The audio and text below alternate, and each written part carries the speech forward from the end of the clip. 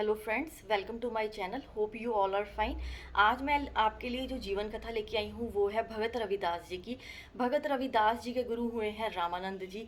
और भगत रविदास जी जो हैं ये अपने गुरु रामानंद जी और ठाकुर जी की यानी कृष्ण जी की बहुत ज़्यादा सेवा करते हैं।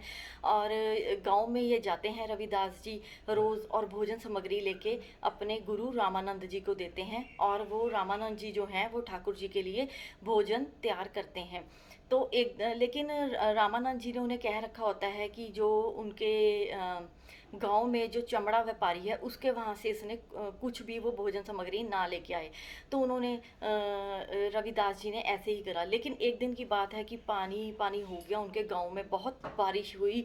तो भगत रविदास जी जो हैं उनके जो बहुत भोले हैं और जो व्यापारी था उनके घर कोई भी औलाद नहीं थी। वो चाहते थे कि मेरी भोजन सामग्री जो है रामानंद जी स्वीकार करें ताकि उनके आशीर्वाद से उनके घर में बच्चा हो। पर एक दिन तो जो इसने मौके का फ़ायदा उठाया, व्यापारी ने, चमड़े के व्यापारी ने, उसने भोजन सामग्री जो थी बातों में लगा के भगत रविदास जी को दे दी। और भगत रविदास जी ने रामानंद जी को दी और उन्होंने भोजन सामग्री तैयार करके ठाकुर जी को भोग लगा दिया। पर उन्हें उस समय वो मन में वो भाव नहीं आया है जैसा रोज़ की तरह आता है ठाकुर जी को लेके या भोग तैयार करते हुए। तो उन्होंने पूछा कि रविदास, आज तुम कहाँ से भोजन सामग्री लेके आए हो? तो उन्होंने बोला कि मैं आज वो डर गए और उन्होंने सारा सच बता दिया कि मैंने आज चमड़े के व्यापारी से लिया है। ऐसे ऐसे करके पानी था बहुत और मुझे कहीं से भी भोजन सामग्री नहीं मिल पा रही थी, तो इसलिए मैंने वहाँ उनके वहाँ से लिया। और वो बहुत ज़्यादा क्रोधित हो गए उनके गुरु रामानंद जी और उसको श्राप दे दिया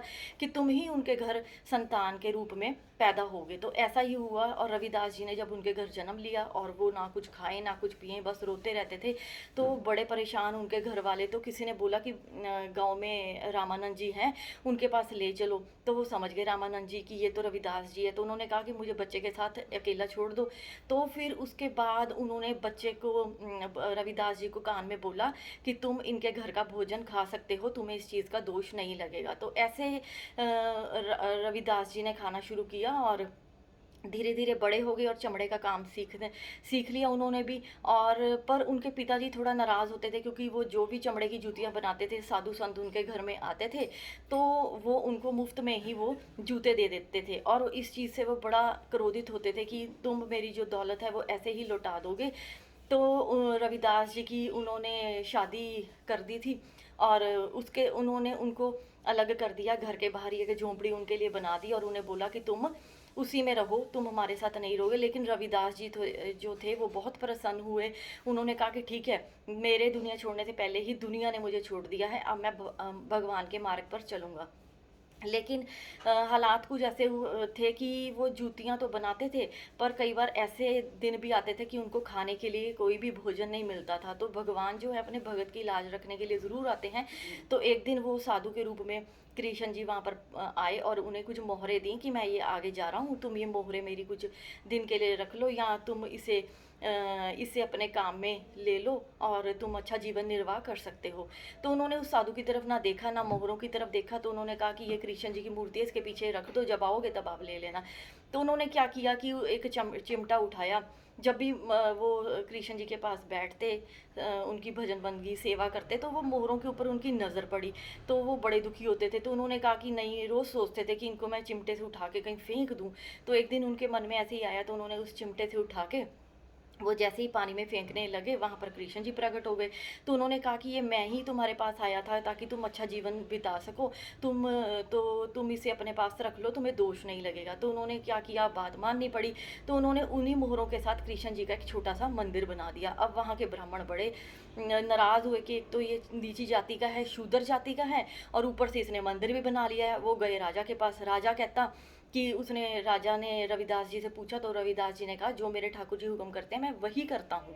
तो उन्होंने कहा कि ये मैं तो समझ सकता हूँ पर ब्राह्मण नहीं समझेंगे। तो उन्होंने कहा रविदास जी ने, आप एक सभा बुलाइए, एक तरफ ब्राह्मणों को बिठाइए, एक तरफ मैं बैठूंगा और बीच में हम अपने ठाकुर जी को बिठाएंगे। वो जिसके पास गए आप उनकी बात आप मान लीजिएगा। तो उन्होंने कहा, पहले उन्होंने ब्राह्मणों ने आनाकानी करी राजा के सामने, फिर वो कहते मान गए वो। फिर जब सभा बुलाई गई तो अब ठाकुर जी बीच में थे और ब्राह्मण जो थे वो अपने बड़े से बड़े मंत्र उचारने लग गए, लेकिन ठाकुर जी उनके पास नहीं गए। अब रविदास जी जो थे वो उन्होंने अपना भजन कीर्तन करना शुरू किया। वो इतने मोहित हो गए, सारा वहाँ पर जो अंदर बैठे थे लोग मोहित हो गए इतने। तो ठाकुर जी उसके भाव पर मोहित होकर उनकी गोदी में जाके बैठ गए। तो ऐसे राजा भी मान गए और ब्राह्मण जो थे और क्रोधित हो गए, वहाँ से चले गए। ब्राह्मण कुछ और क्रोधित हुए जब उन्हें ये पता लगा कि चित्तौड़ की जो महारानी है वो रविदास जी के पास नाम दीक्षा लेकर गई है। तो ब्राह्मणों ने कहा कि अभी तक तो ये मंदिर ही बना रहा था, भगवान का नाम ही ले रहा था, अब तो महारानी इनसे नाम दीक्षा लेने के लिए आई है, तो ये तो सही नहीं है। सभी ब्राह्मणों में बातें होनी, चर्चा होनी शुरू हो गई। तो एक दिन महारानी ने, चित्तौड़ की महारानी ने उनको ब्रह्मभोज के ऊपर निमंत्रण दिया कि आप हमारे यहाँ पर आएँ। तो रविदास जी वहाँ पर गए, लेकिन ब्राह्मणों ने कहा कि हमारी रसोई अलग कीजिए, क्योंकि हम शूद्र के साथ बैठ के नहीं खाएंगे।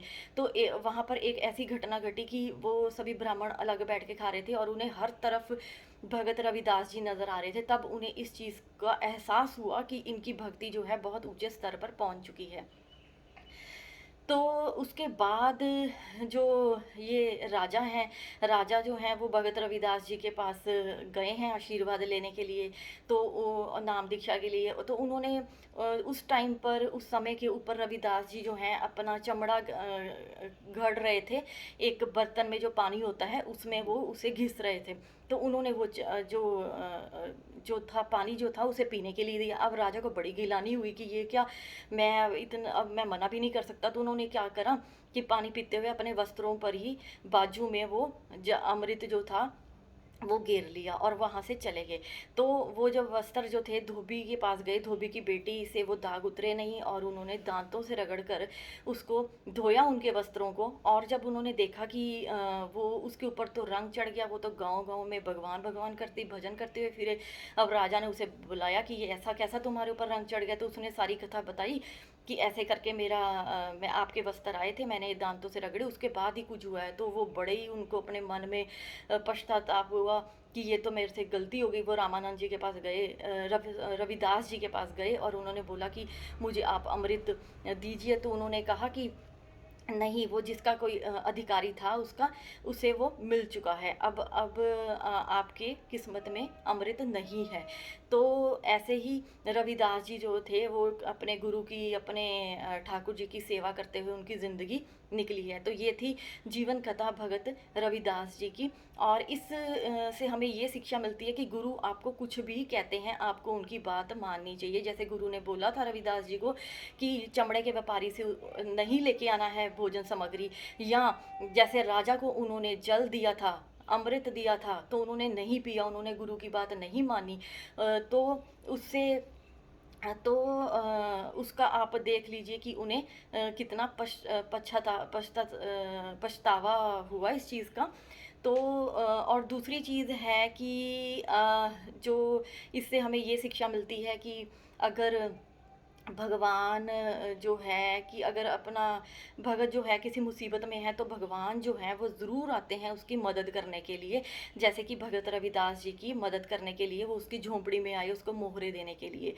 तो अगर आज के समय की बात करें, इस कलयुग में भी आपको बहुत लोग मिलेंगे जो आपको भटकाएंगे कि आप भगवान के मार्ग के ऊपर मत चलो। पर आपने उनकी बात नहीं सुननी है, क्योंकि आपको पता है कि आप जिस मार्ग पर चल रहे हो वो सच्चा और सुच्चा मार्ग है। तो आपको ये मार्ग नहीं छोड़ना है। ऐसे लोगों को तब पता चलता है जब लोग वो दुनिया छोड़ के जा रहे होते हैं, उनके पास कुछ पल ही बचे होते हैं, और तब वो अपने मन में कह रहे होते हैं कि हे भगवान मुझे कुछ क्षण दे दो और हम आपका नाम जाप आपको याद कर लें। लेकिन तब उनके पास सिर्फ पछतावा ही रह जाता है। तो मैं उम्मीद करती हूँ आपको आज की ये जीवन कथा भगत रविदास जी की पसंद आई होगी। धन्यवाद जी की।